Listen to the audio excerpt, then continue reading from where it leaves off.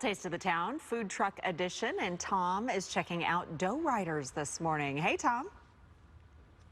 Hey, Renee. Welcome back, by the way. I haven't seen you since you were 12. Aww. It's so nice to see you. You've grown so much. Thank you. I thought you were about to call me Aunt Renee. It's nice to see you again.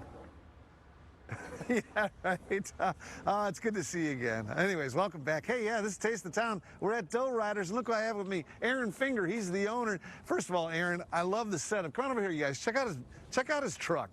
How cool is that, man? If you go to work in a truck that looks like that, it's got flames on it and everything. It's got your logo on there. That's styling.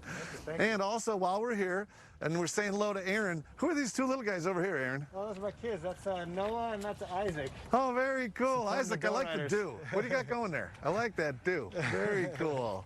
Oh, it's good to have you guys.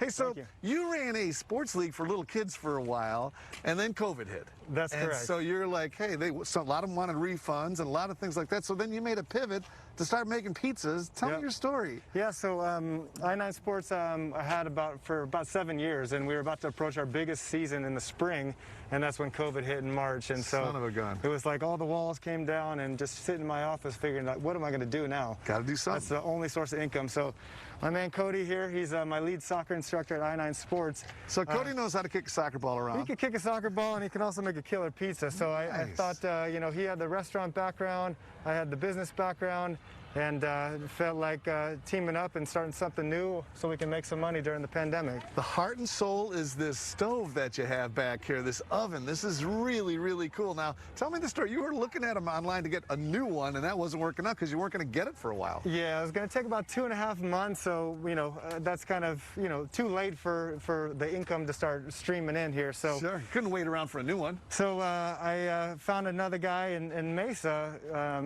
that was selling his unit. He had a business and he was selling it. He had it originally sold to a couple in British Columbia that couldn't get it because of COVID.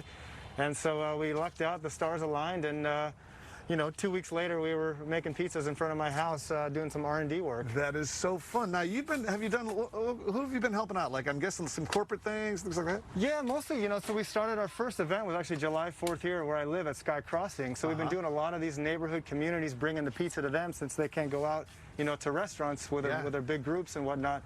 We've been also pairing up with the local breweries in town, like Simple Machine and Wandering Tortoise, Greenwood, supporting those guys out, bringing food to them and their customers. Sure, they probably love it. Well, let's look at some of these pizzas that you're making. I was holding this one up for the tease. What am I looking at here? That's the elote. That's got a sour cream base with the corn and the green chilies. You know, so that's a Mexican pizza, really delicious, just completely different flavors than anything Absolutely love else. it. I recognize this one. That's our classic pepperoni for sure. Yeah, you can't beat that one. Everyone from first grade on up knows what that is. Okay, now this is my all-time favorite. I love pestos. Yeah, that's the Jimmy Pesto. So that's got a pesto-based pizza with the chicken and the diced cherry tomatoes on top of it. Well, I think we're going to call that the Tommy Pesto today because that's going to disappear. I like a double cut because I like appetizers more than I like slices. I love it. Yep, we can do that. Coming up, we're going to talk to Cody. He's the guy that whips all these pizzas up. And how about that? They're running like a sports league that didn't go so well, and they opened up a mobile pizza place. How cool is that, you guys? I love it. Good way to pivot. Tom, you need to pivot towards a box for those pizzas and bring them all back.